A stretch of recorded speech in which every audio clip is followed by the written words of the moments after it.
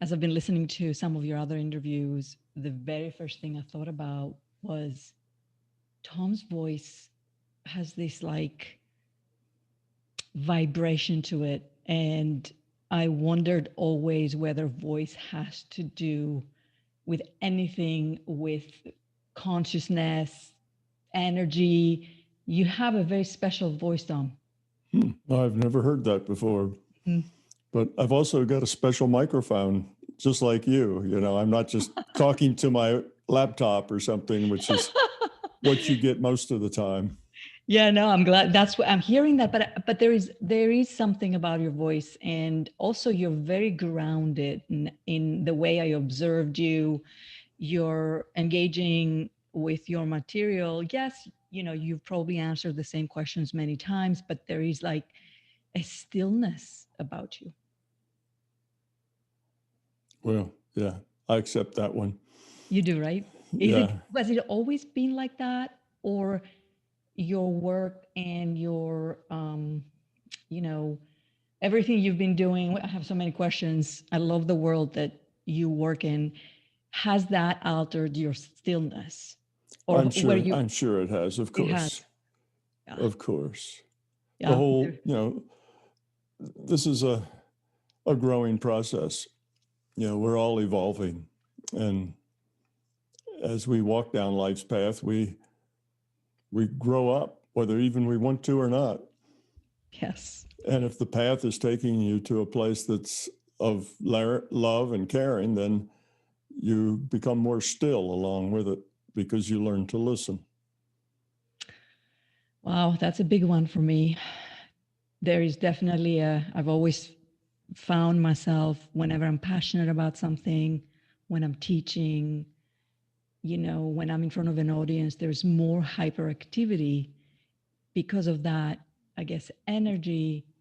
And does it have to do with learning to be with that energy in that physical space? How would you explain that a little more?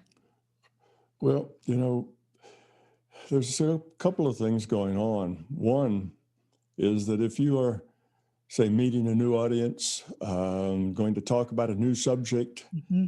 well, then there's a level of confidence, of course. And if this is not really so new, if it's material you've already done 50 times or 100 times, then you have a lot of confidence. If it's new material that you've never talked about before presented, then you have less confidence. So you have that figure, and mostly, about my big toe and the theory of everything and the nature of reality. I've been talking about this for going on close to 2 decades now. So there's a lot of confidence as far as understanding, how to present this and what it is and how to talk about it. So in that sense, it's relaxing. But I find that if I'm doing a new presentation to a new group over new material, right up until the second I start, I'm a little antsy about it and the thing that usually makes me antsy is that I have a time slot. You've got 45 minutes or 20 minutes, and that restriction is the hard thing, because if I just can come on and just talk, well, that's easy. But if I have to say something, that is, I don't know, coherent and erudite and kind of precise and, without a lot of fluff, without a lot of backtracking, just do it really well. Well, then I have to practice that. I have to put together notes and things. And if I have to do that, hitting it to an exact time spot is really, really hard. And typically, my problem is I want to say a whole lot more than I have time to say it. So then it's a matter of how do you scrunch all this into the time without speaking, 100 words per minute and going so fast that nobody can follow you, or you throw stuff out and then there's holes in your talk. There's Yes. all kinds of things that people could say, oh, yeah, but that's, they'll have all sorts of, they'll get misinformation rather than information because there's not enough solidity to the story. So that's my struggle. So, and any kind of angst I have when I come to talk It's about mostly the time. And can I say something coherent in that short amount of time? And I prepare for my guests always very well because I believe that the only way to have a good interview is to really be part of the world that the guest is living in. And as I was making all these notes fast as well, I was like, and this and that, and your work is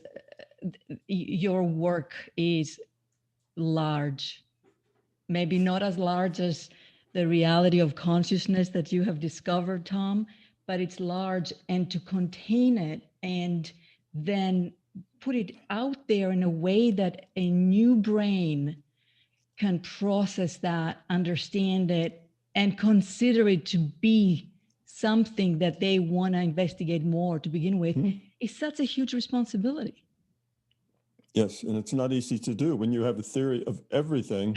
It is so broad, so high, and so deep. And if you restrict yourself to just making statements rather than actually doing derivations and developing the logic, then I never feel real good about that, because if I were listening to that, I wouldn't, I'm very skeptical about everything. Yes. And I tell everybody else, you must be skeptical about everything. So until I see the logic, until I see the facts and how it all lines up, I'm extremely skeptical. But to tell people what those facts are and to tell them all the logic takes hours. Actually, in detail, takes days. Yes. And when you have to make a 20-minute talk or, even a half an hour talk, it's really challenging. It's very challenging to do more than just make statements. And that leaves me feeling kind of, I just don't feel like I've really justified it for people.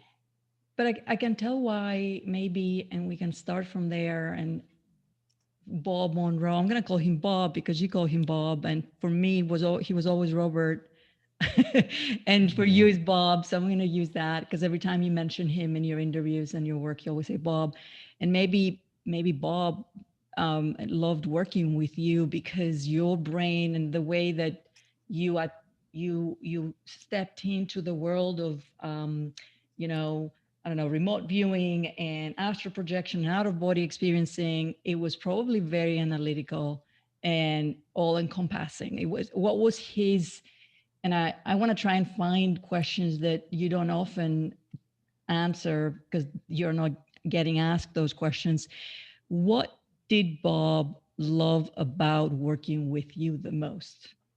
Well, I think the thing that Bob liked about me was that I never came with any preconceived notions or beliefs about anything. I remember when he had the experience, and he wrote about it, I don't know, second book, third book, I'm not sure, but it was the thing about the loosh. And, he had this idea that there were other beings at a higher level than us that were growing or becoming or whatever, and they needed a product that we were making, and he called it loosh. And we talked about it, and looking back on it, I can see he really had a misunderstanding here. He didn't really interpret this quite correctly, but from his interpretation, it almost sounded like we were farm animals providing these higher beings a commodity. Mm-hmm. And he was very, I don't know, he was a little shaken by that concept. And he took me aside one evening after we had been working, and he said, I want to tell you about this thing that and so he started telling me about this loose thing. And like I said, he was a little shaken up by the idea. He didn't like it, the idea that, oh, we humans, what? We're just farm animals, I wouldn't like that either. For some other thing. Yeah. And he told it to me in a lot of detail. And so afterwards he said, well, what do you think? And basically I said, well, that's interesting. So we just went on talking about it, but he looked at me like, does this not bother you? And I said, no, it doesn't bother me. If it's a fact, it's a fact. So we deal with it. If it's not a fact, then it is a wrong interpretation. Well, then we work on that too. But what's to be bothered about? But It you're a is. scientist. I think that's why he was working with you. You were relying on science and physicists, and there's something about you that allows for no emotion when you are approaching an idea that you want to see. Let's experiment. Let's find out. What did you think? What do you think? Who do you think these beings are? Who is out there that we are Okay. interacting with? Okay. Well, what Bob got and what he misinterpreted, he got, well, there is this higher order being, if you like, beings, and they do very much evolve and grow as we evolve and grow. But it's not that we're cattle being farmed for our loosh. We're all consciousness. These higher level beings, that's consciousness. That's what I call the larger consciousness system. And that we in the system are all evolving together. And as we evolve, of course, it evolves too, because we're it. It's us. We're all part of this one system. So it was talking about us evolving, growing up, becoming love. And by doing that, we and the system all evolve and lower our entropy, become love together. And that was the idea he got. But he couldn't put that into the right context. In his mind, the way he parsed that out was, oh, they're these higher beings, and they're getting something good because of us. And immediately he put that into a farm context, like we're the cattle and they're the owners, and we're just being used to make lush. And we are them. We are them. Yeah, that's the way you're seeing it, right? Yeah, right. And that just wasn't what he was being told. But you see, everybody gets a data stream, and then they have to interpret it based on their own understanding and their own ideas, their own history. Well, Bob grew up on a farm. He came out of a Midwest farm, and that just rang a bell for him, and that's the way he interpreted it. And that interpretation sounds very sinister. Oh, we're being used. Some kind of dark forces are using us, but that's not it at all. It's all very positive. We and the larger conscious system are all one thing. We're all part of something, and we're all evolving together. And yes, there's the part of what I call individuated units of consciousness, like you and I. And then there's the parts that's the operating system, management, that part of the system that sees bigger pictures, that produces virtual realities for us to play in and other things. But we're all evolving together, and it's all positive, and it's all a very good thing. So, he just got it wrong because his farming background led him into that conclusion. And he, at that point, wasn't aware that basically what we see is information, that we all get data streams. None of that was in Bob's understanding. His understanding was, well, I find myself out of body, I explore it, and the things that I explore are out there. So he kind of saw it as another reality where he'd go to his park and there's a park out there, and he didn't see it as information or data or virtual reality or any of those other perspectives. Once you have that bigger perspective, then of course it all falls together and makes a lot more sense. And the out-of-body experience, the remote viewing are all in my interpretation of them and my own experiencing of them and research and studying. I believe they're all part of our experience. I would love for you to share, if you would like, an out-of-body experience that you had that deeply impacted your life. Well, there's probably one in particular that I would, when you ask that question, that would jump out at me. And it's one I do mention in the book. And that was an out-of-body experience that myself and Dennis Menerick had together. So it wasn't just my experience, but it was a joint experience. And it was a test, I shouldn't say a test, but it was an experiment that Bob thought up. And we came to the lab that evening, And Bob gave us instructions. He says, when you go out, I want the two of you get out of your body, but meet above the lab. And when you meet, stay together. Just have that intention to stay together. And other than that, go explore, do things, evidential things. So Dennis and I just did it. And we met up above the lab and we stayed together and we went places and we saw things. We had conversations with other entities. It wasn't like, oh, okay, we did it, but we just sat in a gray cloud the whole time. Well, there's no evidence in that, but we did a lot of things. And it was at least an hour and a half, probably more like 2 hours Wow. worth of an adventure. And we come back after that. And Bob, of course, has an audio tape of everything I said and a separate audio tape of everything that Dennis said, because that's the way we worked. We had a microphone dangling from the ceiling about a half an inch from our lips. And we would tell Bob what we were experiencing as we experienced it. Wow. While we were out. So we were out of body, but our bodies were talking.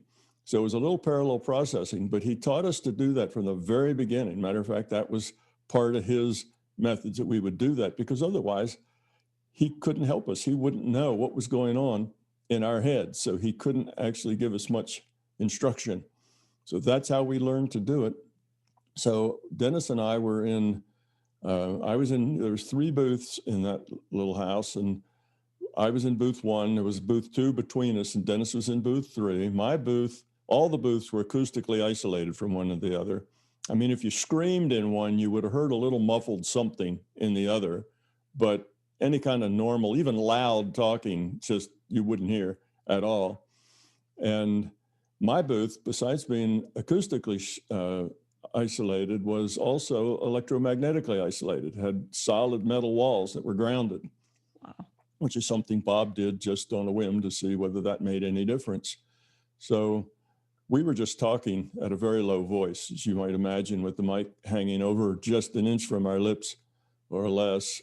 And we were talking clearly, but very, very quietly.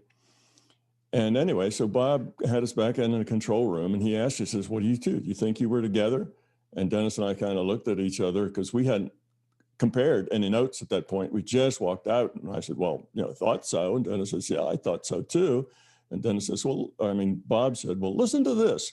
And he hit the play button simultaneously on both my audio and Dennis's audio, which then would time sync them. So they were at the same time. And there on that audio, Dennis and I were having conversations, answering each other's questions. Oh, look at that over there. You mean, the thing that looks like a big yellow onion, but yeah, that's the one. And you see, we were chatting, having these conversations. And that was very, very important step for me, because, there's a big difference between getting it intellectually and getting it at a deeper level than intellectually. There's a very big difference there. And I had gotten it at the intellectual level a long time before that, because we were doing things that were basically impossible to do, and we were doing them consistently. So, all the paranormal sorts of things, the healing, the remote viewing, the, going backward and forward in time, we were doing these things that were evidential, finding things, comparing the evidence, things that we found. So I knew that something was happening, but I didn't know what. And I didn't know how. So I always had in my mind, well, maybe there is some kind of a normal explanation and I just don't know it. Or I just don't understand it. So you always tend to, not go along with it. If you're a scientist, I'm a physicist, so it really is hard to get me to take that step into this larger reality idea without an awful lot of evidence. So intellectually, I knew, okay, we've been doing a lot of impossible stuff and we do it on demand. So that was strange. But this experience just kind of nailed it for me. This experience with Dennis got to me at when I say the being level, at the deep intuitive level. And after that, I thought, this is real. And I probably felt a little oh, I don't know, a little, a little lost, a little, unconnected for probably a couple of weeks. I kind of remember walking around, for a couple of weeks going, wow, this is real.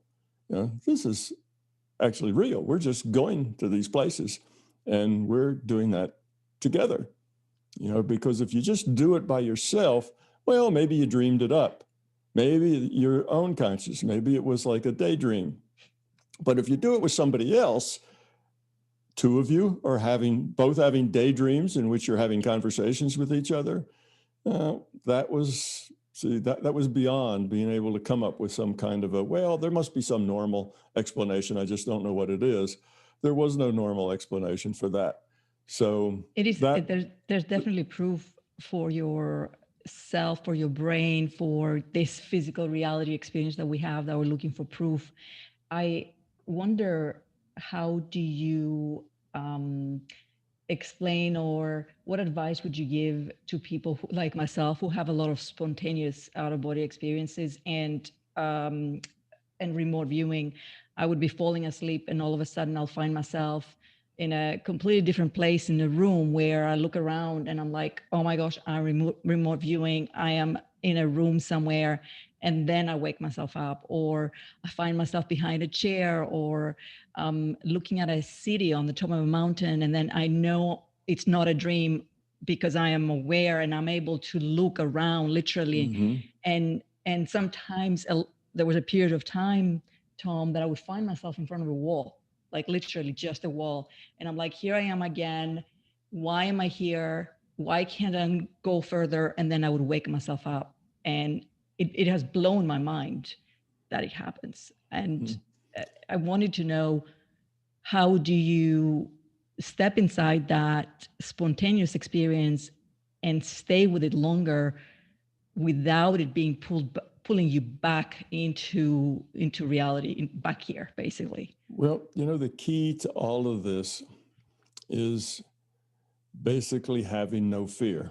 Fear is the hook that jerks you back. Yes. Fear is the thing, because a surprise. I'm like, because I wasn't planning on it in that. Like I was like, oh my gosh, and I'm shocked with the proof, and I'm like, this is happening. This is real, and my mind is alert, and it brings me back. So my being is stopped in that moment in time. You see, what happens is these experiences happen at an intuitive level. These are intuitive experiences. When you start doing analysis, oh, look at me, I'm on top of a mountain, I'm doing such and such, and yes, you're excited and you're surprised, but that's your intellect doing the analysis. And as soon as you shift out of the intuitive space into the intellectual space, it's gone. Yes. That's it. It's gone. So the problem that people have is that everyday life teaches us to meet every new situation and every surprise and everything that happens to us with our intellect. We have to gather data. We have to assess it. We have to decide, is it safe? Is it not safe? What should we do next? What's the plan? So that's all intellectual stuff. And because life teaches that that's what you do, that's your survival. Something happens, your intellect gets a hold of it and decides, do I run? Do I fight? Do I stay? Do I engage it? What is it? Who is it? And we do that analysis instantly. Well, that's all intellectual, and that'll take you out of an intuitive state instantly. You have to get to the idea that you have experiences, and you will have those experiences, whatever they are, even if they seem a bit scary. Just go with the experience. Don't analyze it. Just have it. Say, oh, look, I'm 10,000 feet in the air looking down on such and such, and gee, I don't have an airplane or anything. Isn't that interesting? You see, and then you go flying, and then you see things and you have a nice experience. But if it's, oh my God, I'm 10,000 feet in the air and there's no airplane, and that fear then, and that analysis, the fear and the analysis go together. We analyze things that worry us, things that surprise us, things that take us, things that we're not used to. Anything that takes us by surprise, there's a little fear involved with that. What am I doing here? What's going on? And that fear gets the analysis going to the flight, fight analysis. And as soon as that analysis starts, you're done. It's over. So you just have to be a scientist, and you have to have no fear. So whatever happens to you, if you find yourself at 10,000 feet and no airplane, that has to be, oh, isn't this interesting? No, I love that. And I wanted to, ask you the question, what do you think is reality? And I know it's subject. There's no objective reality. It is always subjective. And you said in one of your interviews and in your books, and something I believe in as well, that we basically can influence our physical reality and alter it through our consciousness, but we can't alter consciousness through our physical reality. I believe in this. I did an experiment in one of my books. Thousands of people have done it, where people go into that state, outer state, and they find an object. And then when they come back in the next few days, that object finds them here in this reality. And I use that as a proof for the brain, because the brain needs the proof to allow for that lack of fear that you talk about, to allow for that acceptance. Here I am. And I believe I've had a lot of experiences with that, and I've brought a lot of objects and a lot of things in my life through that experience. What do you think is happening when we are able to, I don't use the observe, create? I believe we are observers, so we are observing an object, and therefore that observation within that, call it virtual reality, call it whatever you want, the larger reality, that observation influences and impacts the physical reality. What has been your experience with that, and what is the advice and guidance that you want to give to the audience? Okay. Well, what is going on there is that one of the rules in this virtual reality is that what happens next, or what manifests in the reality, what happens is a random draw from the probability distribution of the possibilities. Okay. So there may be 100 possibilities of something that might happen. Okay. You do this. And now there could be 100 possibilities of what is going to be the result of that. Okay. Now, if, and it may have other people, and they may have, there may be making choices, could be very complicated, but you look at all the possibilities, and each possibility is not equally probable. Some possibilities are way out there, 1 in a million. Other possibilities are like 0.9999, they're very almost certain. So you take this arrangement of all the possibilities and all their probabilities, and then you take a random draw from that. And what that means, taking the random draw from that distribution, means that the things that are most likely are more likely to come out. There's, the things that are 1 in a million, it's not very likely you're going to get to pick that one. You think of it like a raffle. If you've got all these things in a probability, and each probability, or the amount of probability is the number of pieces of paper in the raffle box that have that possibility on it, you see? So now you have this box, and it's got maybe 100 pieces of paper with possibility A on it, and only 3 pieces of paper with possibility D on it. You see, so you reach in and you grab something out, and that's what materializes. That's what you have. Yes. Okay, so that's the way the system works. Now, because this virtual reality that we live in is it's probably a mouthful to say, it's an entropy reduction trainer for individuated units of consciousness. It's a place where we are here to grow up. We're here to make good choices, and by those choices, evolve. And we evolve the quality of our consciousness, which means, caring about others. It means love. It means that it's about other, not about self. It's not such a self-centered. So that's where we're going to, because that optimizes the consciousness system. That optimizes the system's evolution and our own personal evolution. Okay, so because of that, when we log on to this virtual reality, right, and play our avatar, our body, the avatar, it's good for us to have feedback. How are we doing? Well, the feedback that the system gave us, any good school needs feedback. Yes. The teacher has to give you feedback. Otherwise, it's hard to learn if you just do but never get feedback. So our feedback is that our intention modifies those probability distributions I was talking about. We call that future probability. Our intent modifies future probability. It's just the mechanics of how the reality is run.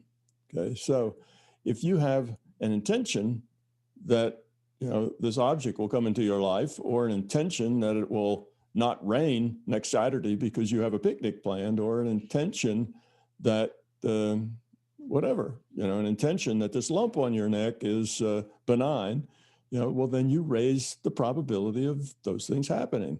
On the other hand, if you have a fear that, oh no, I hope it doesn't rain next Saturday because that sure would spoil our picnic. Well, now that fearful intention makes it more likely that it's going to rain. So we get to, in three different ways, create our own reality. Yes.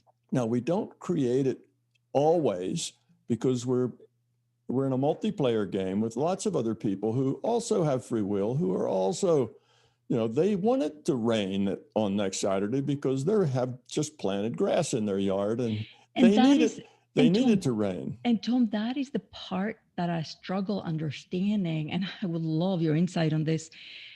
How are the other observers, other parts of consciousness, the other observers, let's say my neighbors, one of the very first objects I brought back was a yellow rubber ducky, which the probability of that was so small. And when I saw it in my journey, I'm like, how am I going to find this?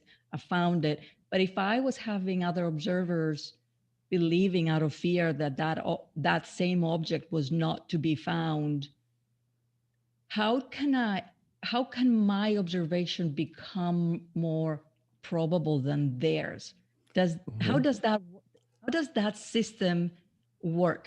Okay, it's the sum of all the vectors. It's the sum of all the inputs. Mm-hmm. So if you want to, if you want to find a rubber ducky, or you want it to not rain on Saturday, you have your intention for mm-hmm. that changes the probability and makes that more likely.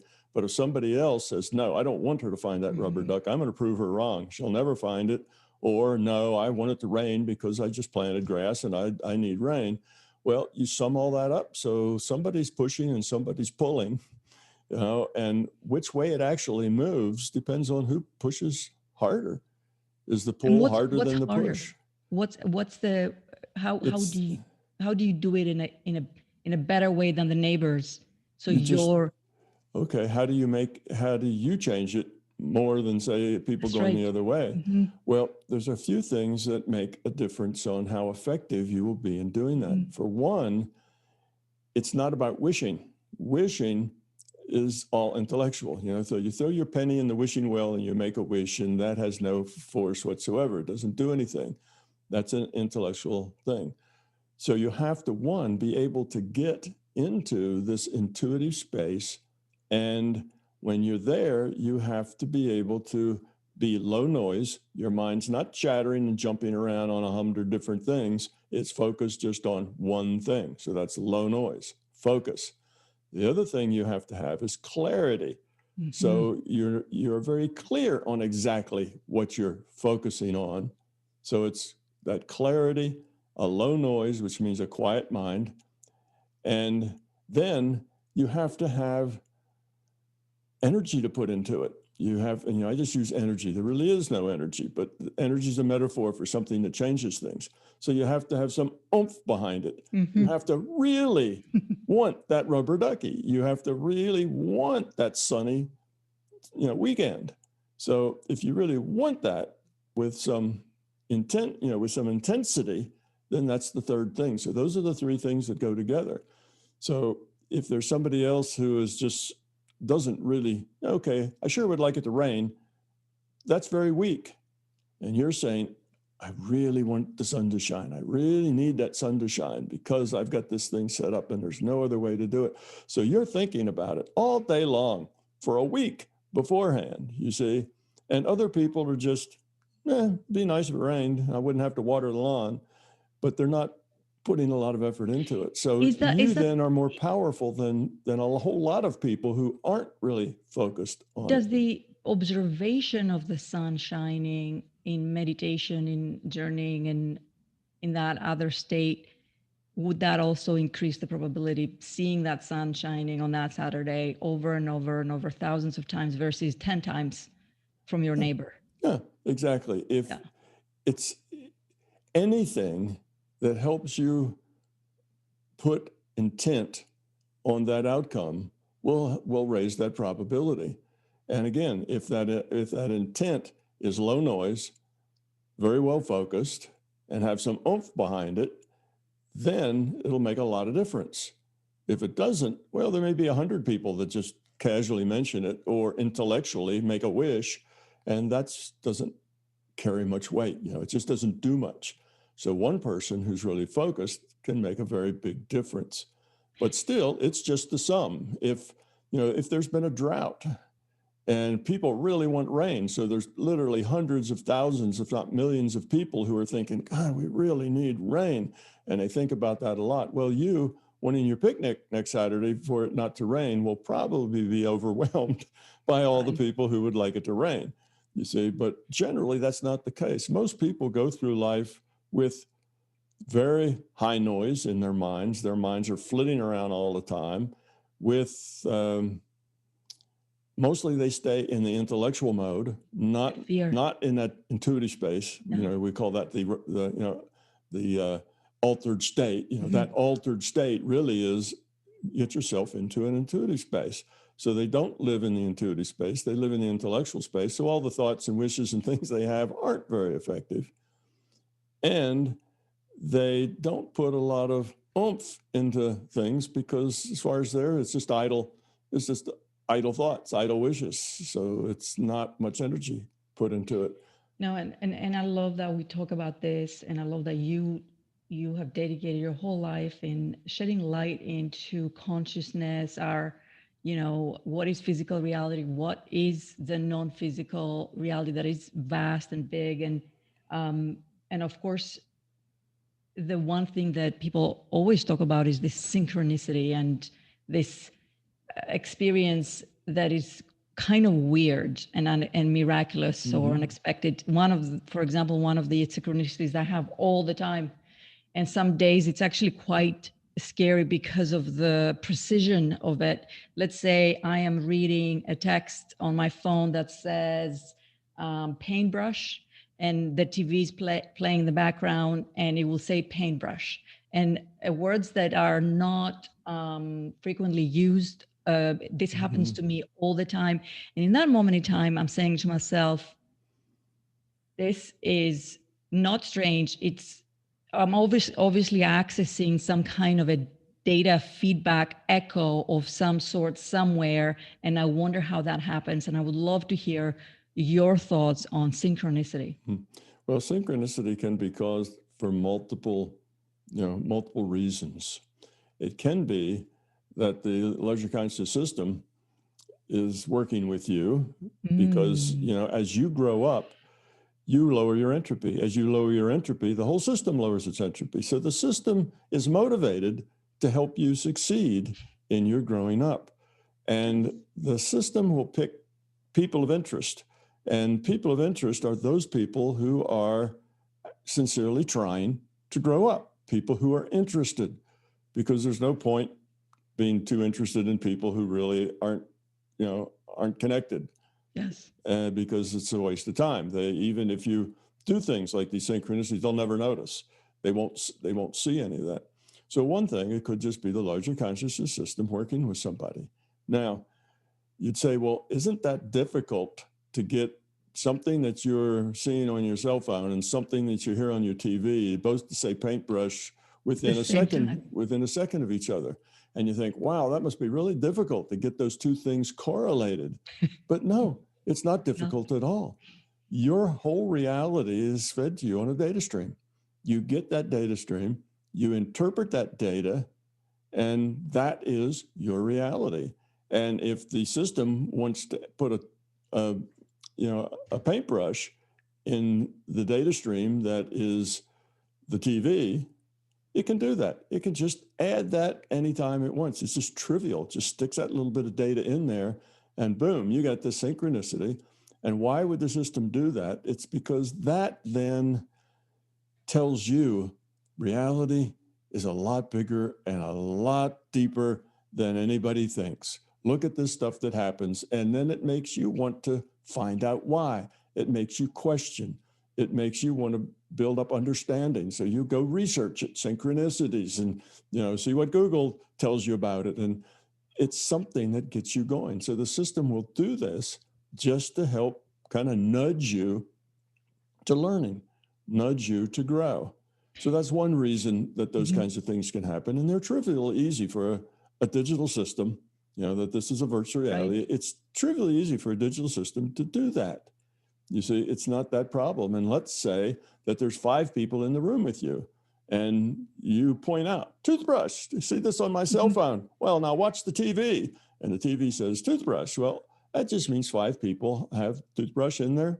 I said toothbrush, not paintbrush, but anyway, have that in their, in their data stream. It's just not that hard to do. So how do you know that word wasn't broadcast to, say, the other 3 million people that were watching that show at the same time? Well, there's no way to know. And as long as there is uncertainty, that gives the system the ability to work within that uncertainty. And wow me, right? Because it's especially on the days where it happens, let's say 10 times with words that are not frequent. Like these are not words that I would use or the TV would say. And sometimes it literally stops me in my tracks so much. I'm like, who's watching? Like something's happening so much. But, and I'm grateful for the system to help me in those experiences, because I want to notice them. I do notice them. There's many other things that have happened.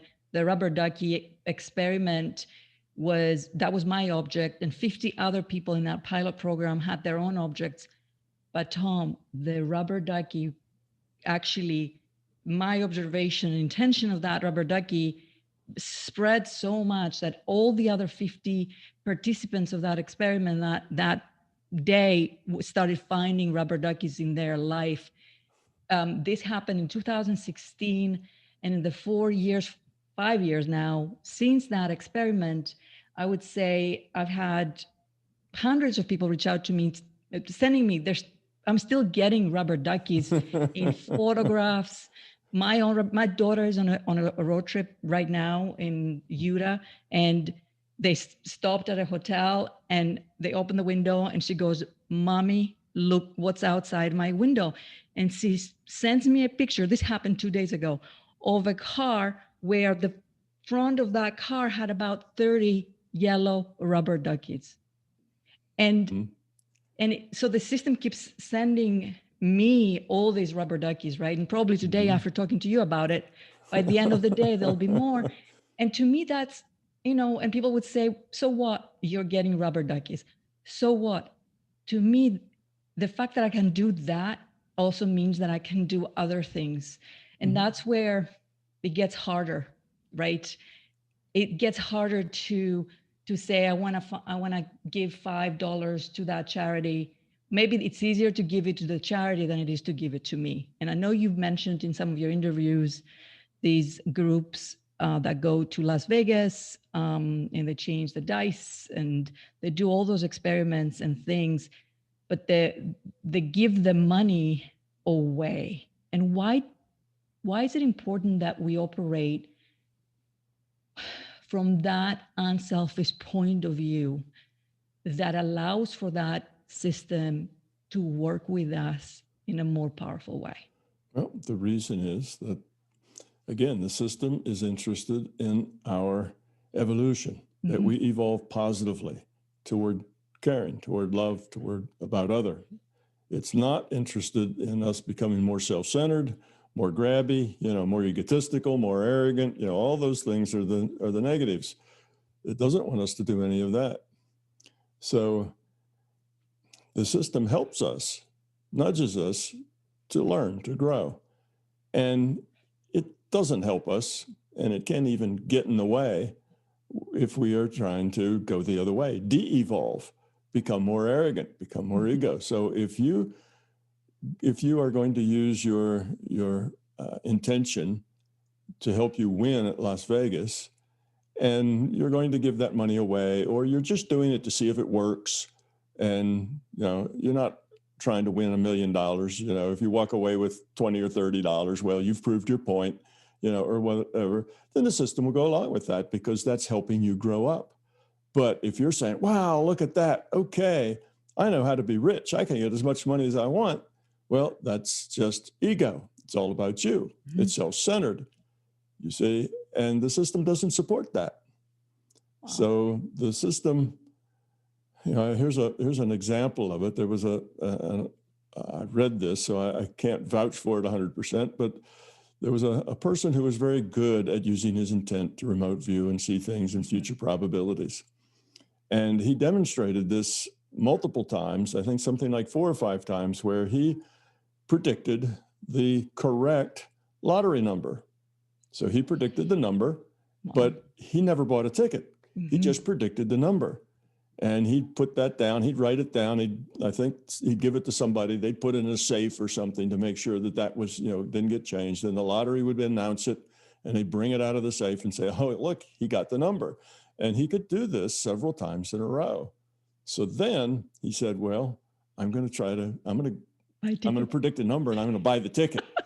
So he went out and he did that. He predicted the number, he bought the ticket, and when the number came up, he had all the right digits, except they were all shifted one place in the wrong way. In other words, he started one digit off, and after that, all the digits were in the proper order, but they were all shifted one, which means it was the wrong number. So instead of 23, it was 24. Instead of 3, it was 4. Like there was a digit. No, like instead of like the number was like maybe 1, 2, 3, 4, 5. His would be, he started with something else like a 6. And then it had 1, 2, 3, 4, 5. Wow. So it was close. And what it was doing is saying, the system was saying, nice try, but we don't support that, because if you look at those studies that have traced or tracked people who have won lots of money, typically the stories are not pretty stories. No. Typically they don't end up really well. It's not it seems like, oh, it's a great thing. Suddenly I have $20 million to spend, but that changes your life in such a dramatic way that most people aren't really good at making those kinds of changes and coming out with with that being a really good thing in their experience.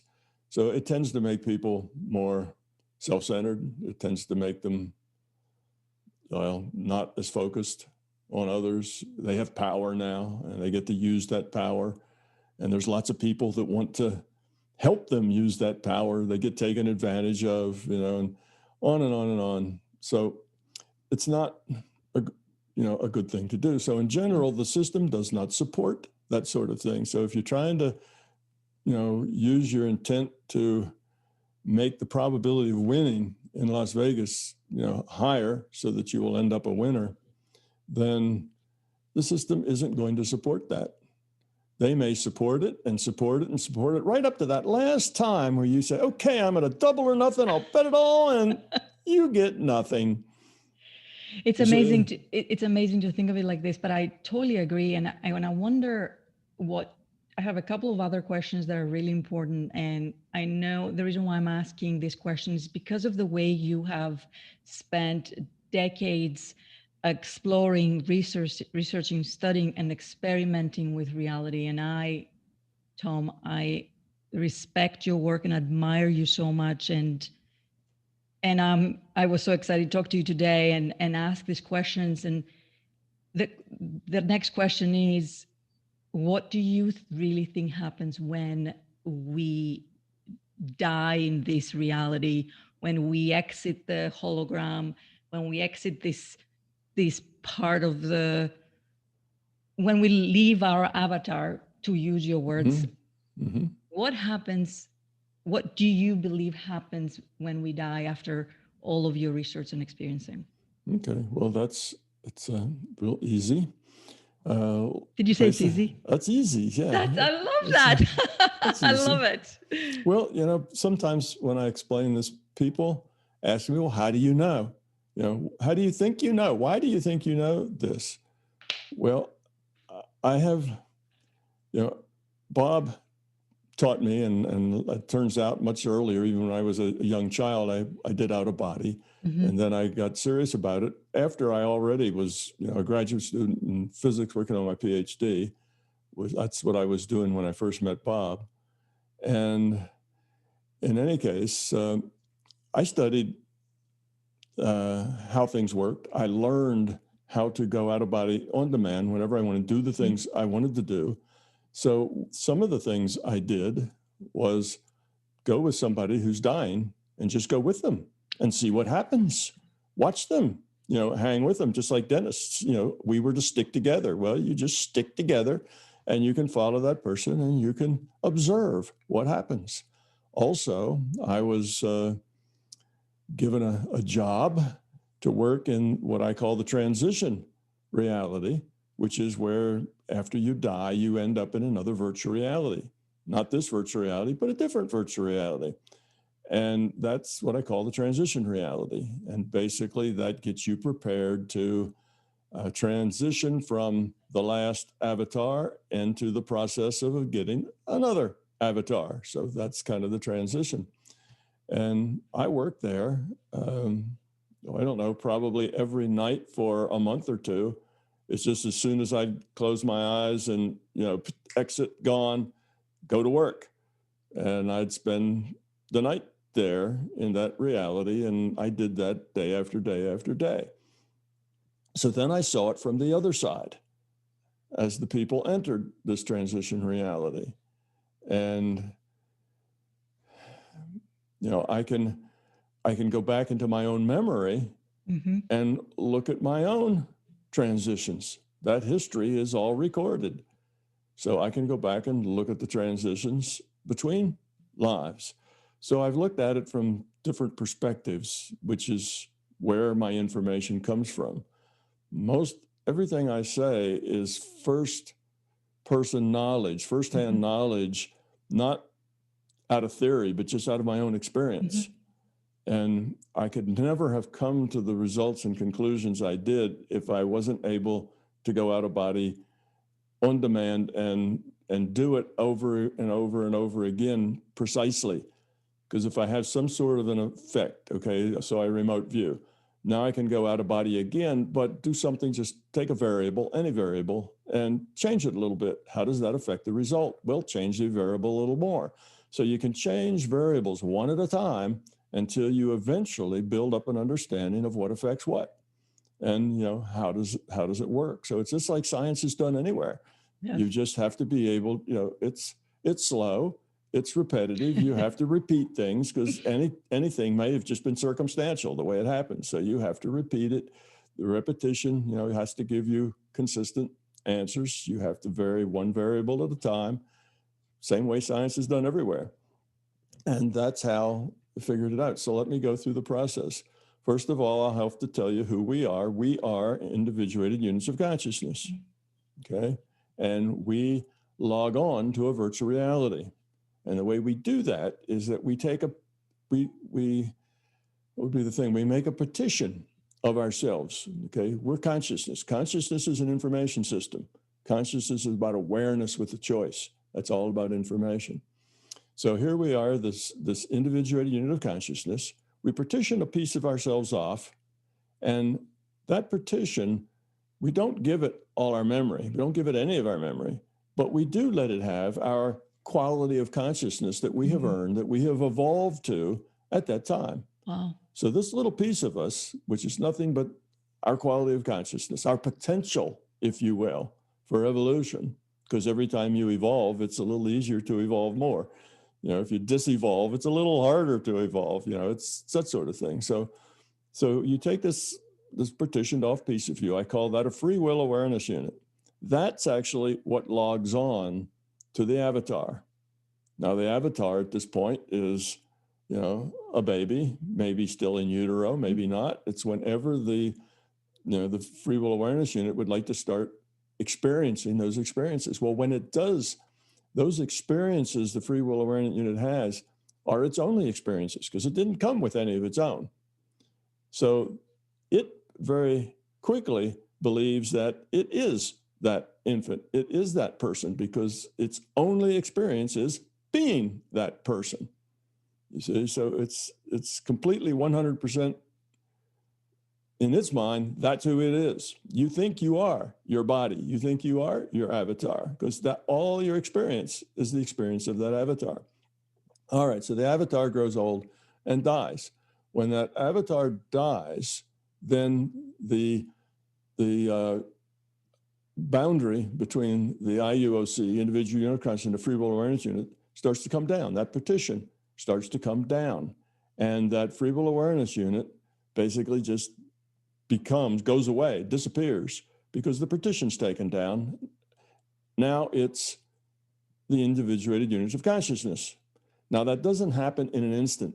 You know, things happen over little bits of time. That's why you need a transition reality. So things aren't, wham, happen. That's not very good. Transition, it needs to take a little time. So immediately what happens when you die is that you find yourself aware in some other reality. And then that awareness kind of looks around and like, where am I? What's going on? And very soon, something will catch your attention. It might be the light at the end of the tunnel. It might be Uncle Fred has come down and say, oh, hi there, nephew. I came here to say hello. Uncle Fred's maybe been dead for a decade or two, or your parents or your older brother or whoever. So these things are things given to you by the system. It's not necessarily actually your Uncle Fred. Uncle Fred's dead. He's gone. This is Uncle Fred as saved in the database. This is Uncle Fred, you might say, being played by the larger consciousness system. And you think, oh, that's a fake Uncle Fred. Well, what is Uncle Fred? It was a piece of the larger consciousness system. We're all played by the system. If you want to think of it that way, that's what an IUOC is. Would you say that system that is... larger consciousness system? Many people say that's God. But when you say that's God, you also have to realize it's not infinite. It's not perfect. It's not done. It wasn't always just the way it is. It's still evolving. It's growing. So it's a real thing. It's a real living being thing. You see, it's not this supernatural thing. It's a natural thing. It's a piece of consciousness that is evolving. Okay, so anyway, so that partition comes down, which means the viewpoint of that free will awareness unit starts to change. It gets to be a bigger viewpoint, slowly. But here's the process. So immediately you find yourself in some other reality frame. Then the system, basically puts you in that reality frame for making the transition. And the transition is something to just give you time to adjust. That's all. If you don't need much time to adjust, it's a very quick transition. If you need a lot more time to adjust, that'll take as much time as you need it. So the reality that you just left, that the character that just died, those memories start to fade, just like dreams fade. Wow. So, you wake up with a dream, and right the instant you wake up, wow, it's big 3D Technicolor. And a minute later, not so much. And,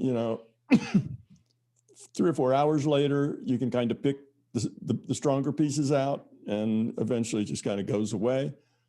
So that's the way your sense of reality is. It starts to fade like a dream. And then people come and meet you.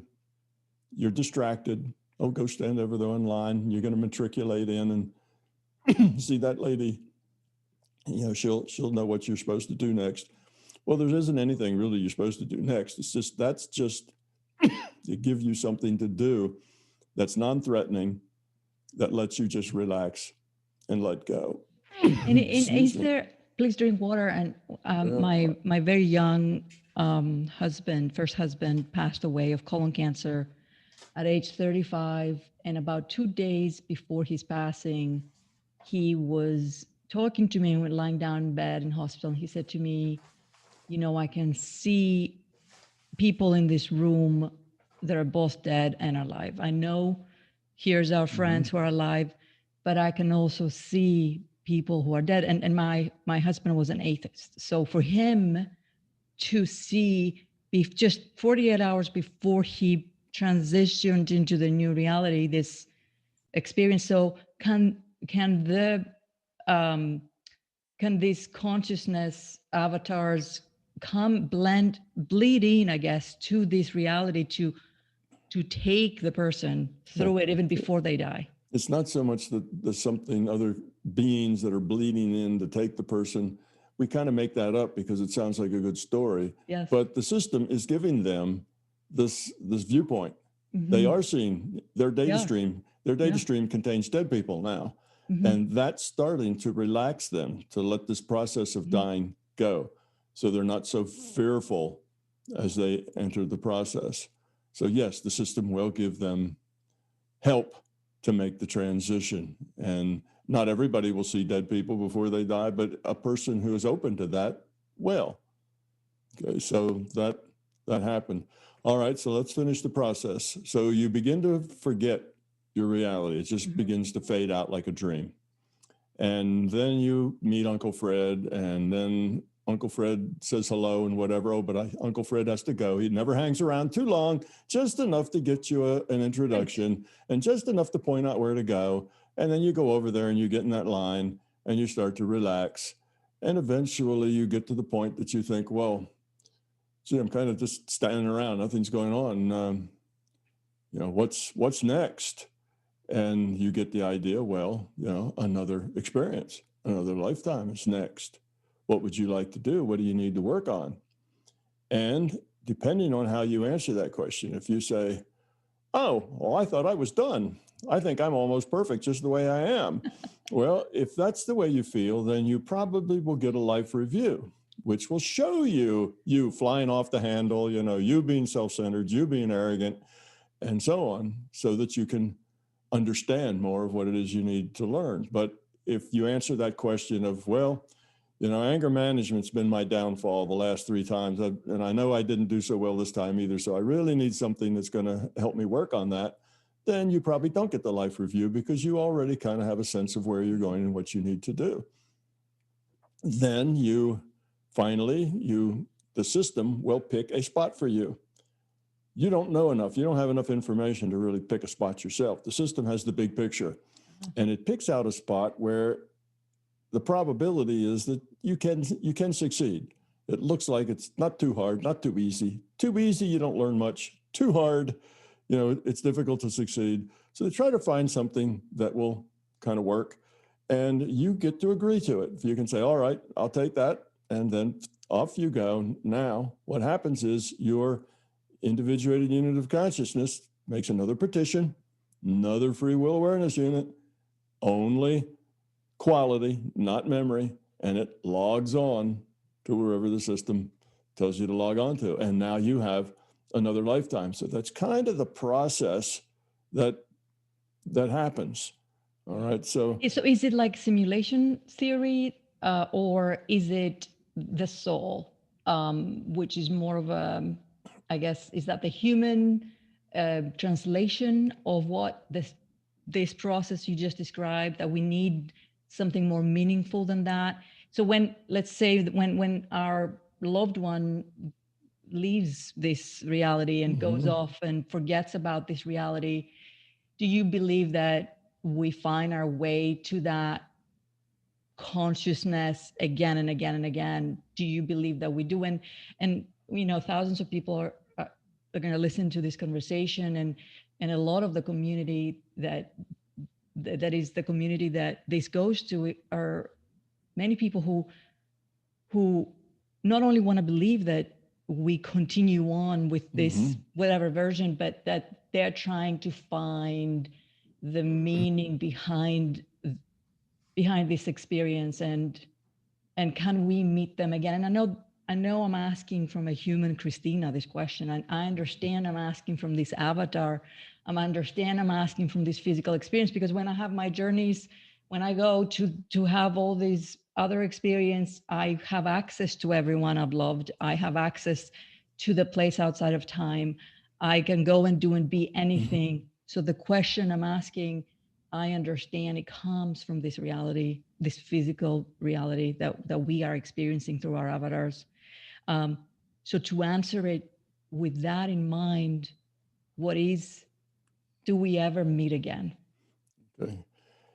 It is possible that we meet again because sometimes individuals are just good bringing out the best in each other. Yeah. You know? So sometimes people will incarnate, I call it having another experience packet, but they'll incarnate with somebody that they've incarnated with before, just because those two people help each other grow, you know, or three people, you know, so that's possible. That's in the margins. It doesn't happen that often. Really? Wow. Yeah, it doesn't happen that often. Now, here's the way it works. Remember that future probability database that the system needed because it needed the probability of all the possibilities? Well, that database that gives everything that could possibly happen and the probability that it will, that's I call future probability database. When time goes by, what was in the future now becomes past. So we also have a past database that's everything that could have happened and the probability that it would have. And with a little thread going through that, which is actually our own history, the choices that we made, what we actualized of all those possibilities. Okay, now that database is very complete of us. There's somebody in that database that is you, Christina, because of all the things you've done. But it's not just what you look like at what age. It's every thought you've ever had, every feeling you've ever had, not only everything you've done, but everything you've thought about doing, but didn't do. It's everything, all the feelings, all the attitudes, all the experience, all the thoughts, even all the dreams, all the nightmares, all the good dreams, everything you've experienced is there, okay? And it's saved in this database. And so it is for everyone. So that is a record of who we are. And the reason that history is valuable and the system wants to save it is the same reason history is always valuable. You can learn from it. So here you are, an IUOC, an individuated unit of consciousness, and you do have memory in that form of all the past lives, and you can look across all of them and find trends and find, things that you consistently fail at and things that you consistently succeed at. And it helps you plan and helps you grow because you have the history to work with. So we have this database. So a person who's going through this cycle I just described, they die, they kind of forget, they get back into the game, and they die and they forget, they get back into the game. They're just going round through this process. Now, anytime that you would like to meet up with someone who's died, who's a loved one of yours, well, all you do is have that intention in your mind, and there they are. There they you are. See, you put yourself in this intuitive space. It's again, you have to get an intuitive space, you have to unclutter the mind, you have to have some oomph behind it to make it happen. And there they are. It's just a matter of having an intent. And you can communicate with them, you can talk with them, you can share with them. And what you're doing is really sharing with that person as they were in that lifetime. It's that same person. It's not who they became next or next after that. It's that individual person. Well, that individual person doesn't really exist with a free will anymore because that character died, that avatar died. But that person does exist in every way that you can think of what existence means in this database, except they don't have free will. They're just information, but all their feelings, all their emotions, and you can go in and interact with that database, and it is exactly like interacting with that person. It is that person, actually. Okay, and if you think, well, gee, that's just a fake. Well, no, think of it this way. We are subsets of the larger system. And what are we? Well, we're also information systems. we're also information and data. So the only difference between me now and me in the database is the me here makes free will choices. The me there is everything I've ever been, thought of, done, didn't do, whatever, it's there. Now, you can go to, say, Uncle Fred, he's dead, and you can talk to Uncle Fred, and Uncle Fred may say something like, oh, I thought it was a really good idea that you bought, Susie a bicycle last week. And you're thinking, oh, how does Uncle Fred know that I bought Susie a bicycle last week? Well, it's just like him to say something. It's just like him to approve of it. But how did he know that? You say, well, that's not in his database. But what's happened there is you're now asking questions, you're having interactions that do require free will. Those require updates. And the larger consciousness system is basically playing Uncle Fred, constrained by Uncle Fred's database. So he only plays him as Uncle Fred. And you say, well, that's kind of odd, but look, who am I? Who are you? The larger conscious system is really playing Tom Campbell and Christina Rasmussen right now, right? So, is this, you see Uncle Fred or not? Well, of course, it's the larger conscious system playing Uncle Fred just exactly the way Uncle Fred would with all of his experiences. So that Uncle Fred can last forever. 1,000 years from now, that Uncle Fred will still be there, but it's in the database. What is love then for you? And I promise this is the last question. What is love then?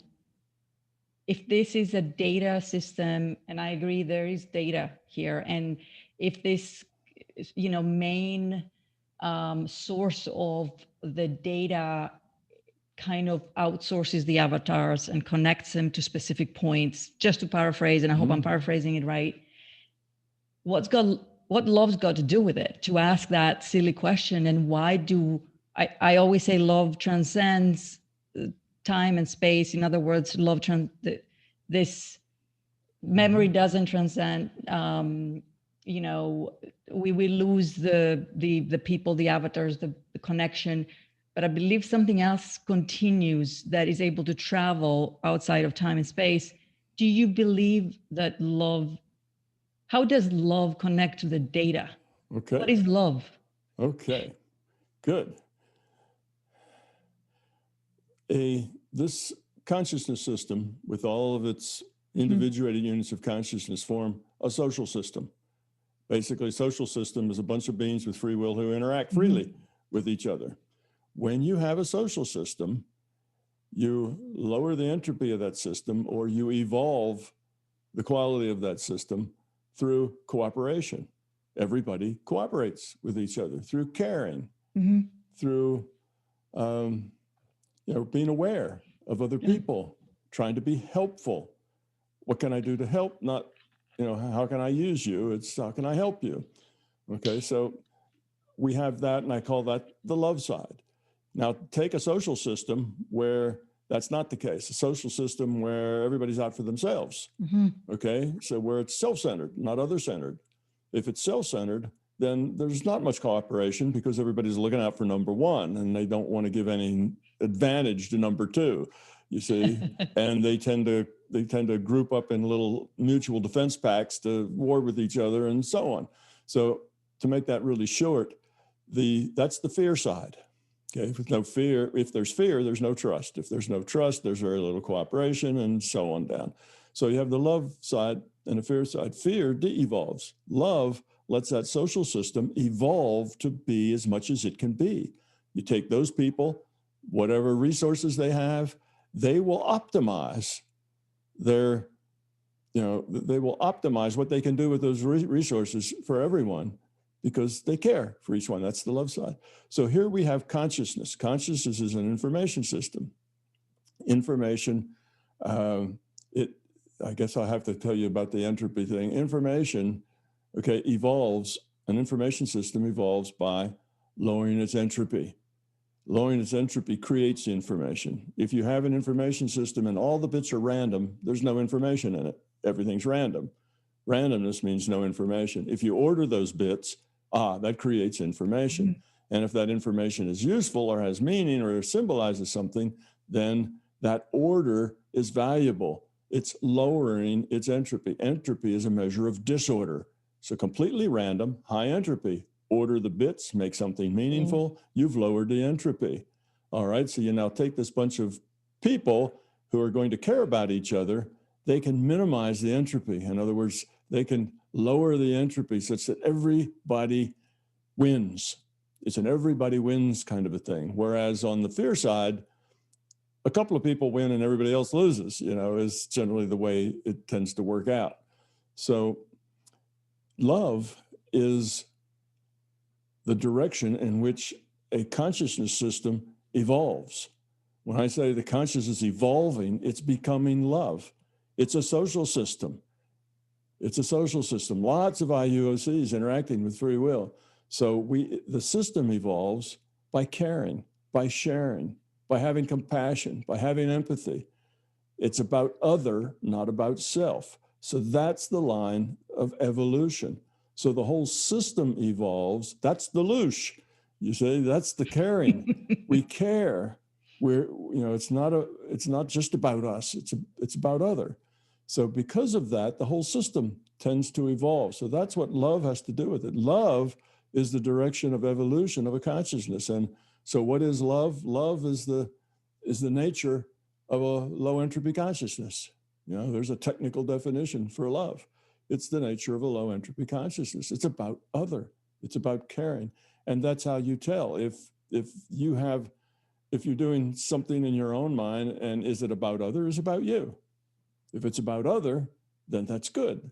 That's helping you. That's helping you evolve. If it's about just yourself, that's not helping you evolve. So we come here, we're in the simulation to make choices. And the reason we need the simulation is so the choices are significant. The choices have consequences, where if we were just a bunch of consciousness in a big chat room, there's hardly any consequences. So the system makes this nice little virtual reality for us to log onto with lots of serious consequences, by our choices we create.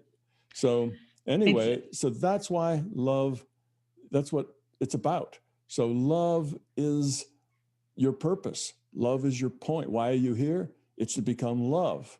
Okay, so when you die and you move on and you have other things going on, other people, other connections that you make, well, it's all about taking the quality of consciousness that you have earned by making good choices toward kindness and caring and cooperation. You take that and then you express it again in a new situation. You see, and then you learn a little something. So the next time you're a little higher quality. So you take a little higher quality free will awareness unit and express things. So there is something that accumulates and comes with you. It's love. It comes with you. It's your growth. Your evolution comes with you. You keep getting more and more love, less and less self-centeredness.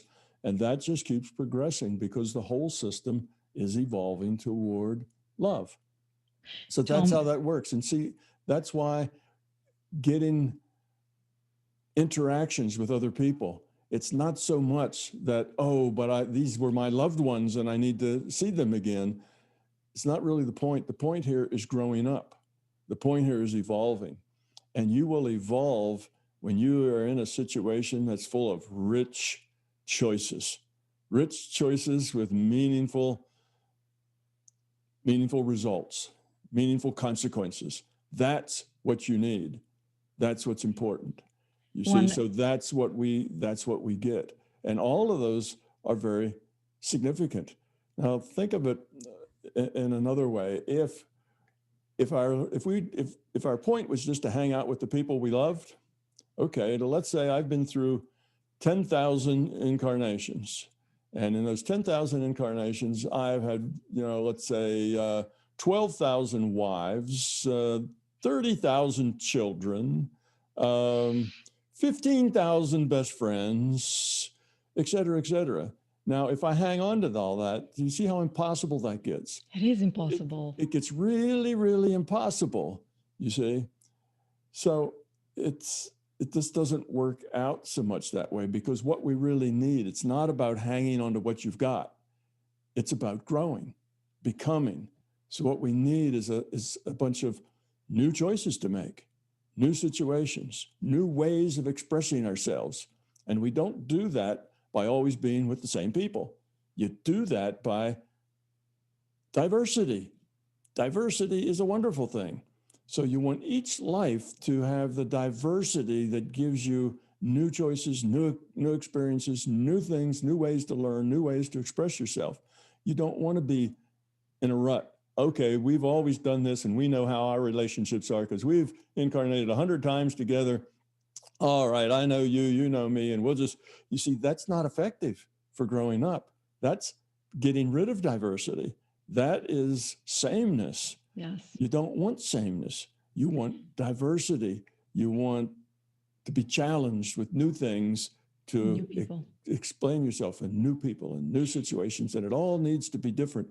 So the idea of having, 15,000 wives and 20,000 best friends and all the rest of it becomes a little silly after a while. And the idea that Uncle Fred now's been dead for 20 years and he's still stuck there, just waiting for somebody to call, hey, Uncle Fred, I'd like to chat with you. Oh, I thought you'd never call. I've been here for 30 years and nobody said anything.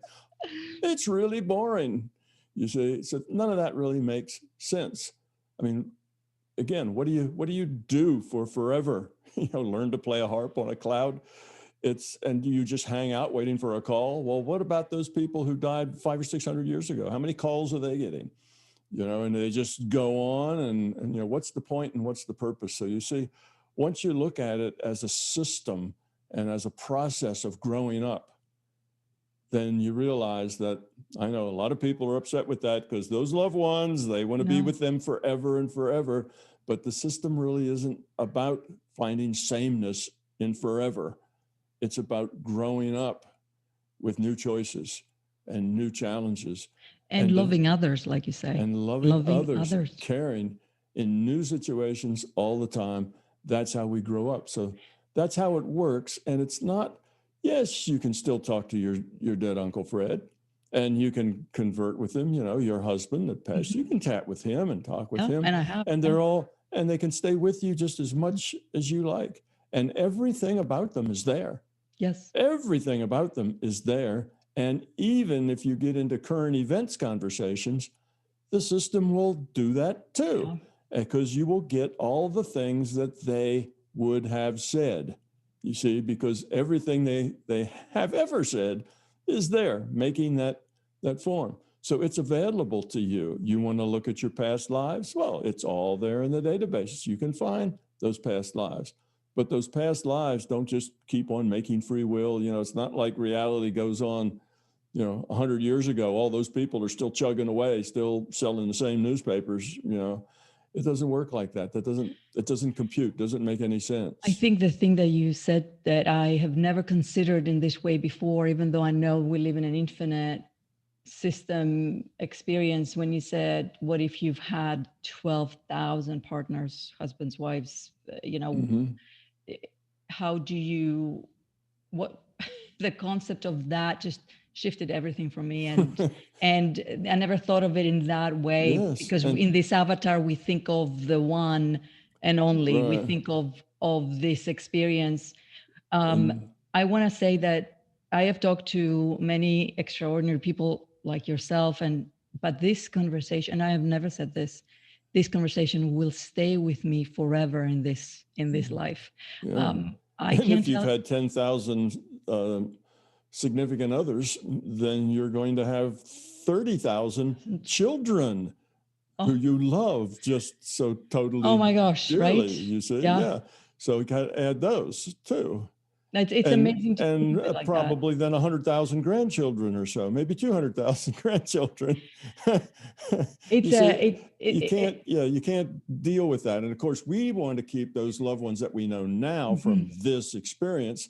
Well, guess what? Next experience, you will have people you love just as much and you're just as close to, but they'll all be different, and you'll learn a lot with each other. You'll teach each other a lot of stuff. And then the next time, you will also have people that you just really love and don't want to ever do without. And so it goes on and on and on. So we are evolving. The system is set up to help us grow, not to, not that what we like now lasts forever. That is very suboptimal when it comes to growing up. That traps you in a series of, kind of ideas and ways and relationships that just go on and on and on. And you would not grow up quite so much there because you wouldn't have the same challenges. So that's not a good way to go. But those people are all accessible. You can go meet with them, be with them, interact with them. It's right, as you say. And when I do interact with not only my husband who passed, but to my surprise, we interact with ones that we never met or never knew. And to me, when it started happening, I was like, who are these people and why are they here? And I guess now I don't ask that question anymore, because for some reason we have access to not just the system of the person we knew, but also the systems of others. You have access to everything. Yeah. Your consciousness, this database is in consciousness.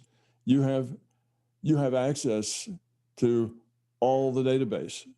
That's everybody that's in it. So now people worry about that. They say, whoops, no privacy. Everybody has access to everyone. Yes, and everything is there. Yes, even that too, that you keep the deep, dark secret, that's there. Yeah. But the point is, the system, just like it doesn't let you pick the winning number because that's not useful. It's not growth. That's self-centered. It doesn't help people spy on other people. That's not what it's there for. No. It's there for growth. It's there for people to help understand and see bigger pictures. So as long as you use it that way, then it's available. Now, most people don't know how to use it. So even though it's available, 99.9999% of the population doesn't use it. Yes. And the ones that do use it for very specific things. They don't just go through it, searching for things to do. Well, that's because just searching for things to do is not a good thing to do. Oh. Inquiring egos want to know, that's all ego. So it doesn't get abused, even though all the information's there, and it's there for everybody. And by the way, we haven't mentioned this yet, but I'm sure your viewers would be interested. Consciousness of your pets, your dogs, your cats, your horses. I have two dogs in another room right now. Well, they work just like us. Yeah. Consciousness is consciousness. Now they have a smaller decision space. They're not able to affect things like we do. We have a bigger decision space. So they work at a different level, but they're evolving, doing the same thing, and they will evolve by the quality of the choices they make. You see, so yes, consciousness is consciousness. Even that bumblebee flying around out there, if it's conscious, and by conscious, that means it's awareness that makes choices, makes free will choices. And if it makes free will choices, then it's in the process of evolving the quality of its consciousness at any level. And you not only can talk to Uncle Fred, who's been dead, but you can talk to that dog. You can talk to that cat. My dog and by the way, the loss of a pet I've received thousands of messages, emails about people losing their pets with even more intensity, because it's unconditional love, however you want to call it, is the love of other, write to me about their grief than I have had for people. And my work is about, using grief as an evolutionary advantage and experience, and what I call life reentry, to reenter into this life again. So we are here to love many people many times. I believe that in this life, and as you said so well, in how the whole, whatever this is, system works. But the love of a pet is extraordinary, and it has blown me away how much love I have of my pets and how many people suffer the grief, the loss of a pet. It's incredible. You can interact with that pet after it dies, just like you can interact with a husband after they die. It's the same thing. Consciousness is consciousness, and it works pretty much the same way, no matter where you are on that level. Now there are some minor differences, but it's like decision space is a big difference. But yes, it all works that way. And we're all netted. Everything that's conscious is netted. What do you mean by that? Like connected? Yeah, connected. We're all connected. You know, and I say net, just like the internet. Like a net, right? Yeah. Just like the internet. So there's some 10-year-old Chinese girl that just put up a website, and if you knew the URL, you could go right to her website and have a chat with her if you wanted. You see, well, that's it with all consciousness. It's like every consciousness has their own website.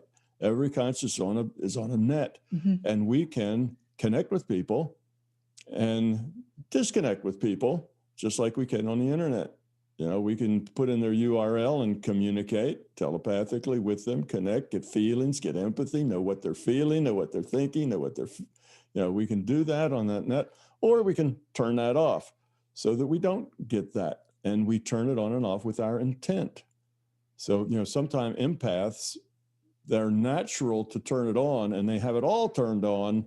And then they walk into a busy department store, and it drives them nuts because they're feeling all of the feelings and all the stuff, and they don't realize that they can turn it off.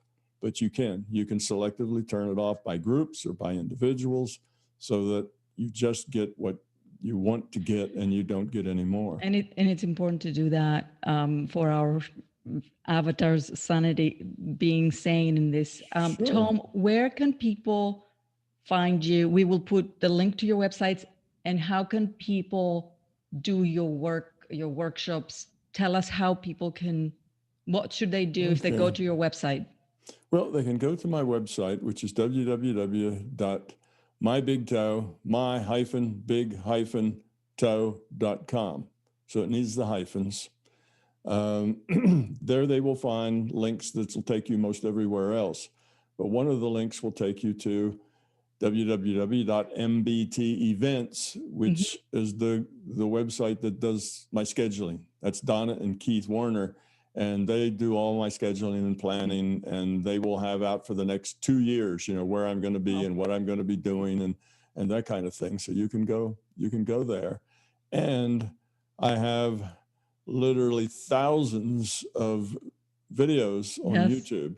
Every time I give a presentation, every time I talk to a group, if possible, I will make a recording of it and put that recording up on YouTube so that everybody can attend all the events, for free, even though you obviously couldn't, go everywhere that I go. When I go there, you couldn't do that, but you can do it by video. So if all the things I do, events that sometimes cost people thousands of dollars eventually end up free on YouTube. So it's that's just the way I've always done business. And you can get my books from any place that sells books, My Big Toe. But if you don't want to buy the book, you can go to Google Books. And I set it, when I first published this in 2003, I set it up on Google Books so that the whole book would be there for anybody who wants to look at it. So it's free on Google Books. If you, of course, the downside of that is you have to read it on a computer screen, but it's there. I hope people buy the book. I'm going to send people to your book on Amazon, to your website, to your future events. And I'm going to be spending even more time for my personal growth, getting to know your work. And thank you so much for spending this time with me and literally shifting, even though I've studied the things you've done and experimented on in different ways, the way you described things has definitely shifted and altered my perspective. And I will process all of that as time goes by. So thank you so much, Tom, for being here with me today. Oh, you're quite welcome, Christina. Thank you for the opportunity to speak to you and then all the people that are part of your audience. Thank you. Thank you, Tom.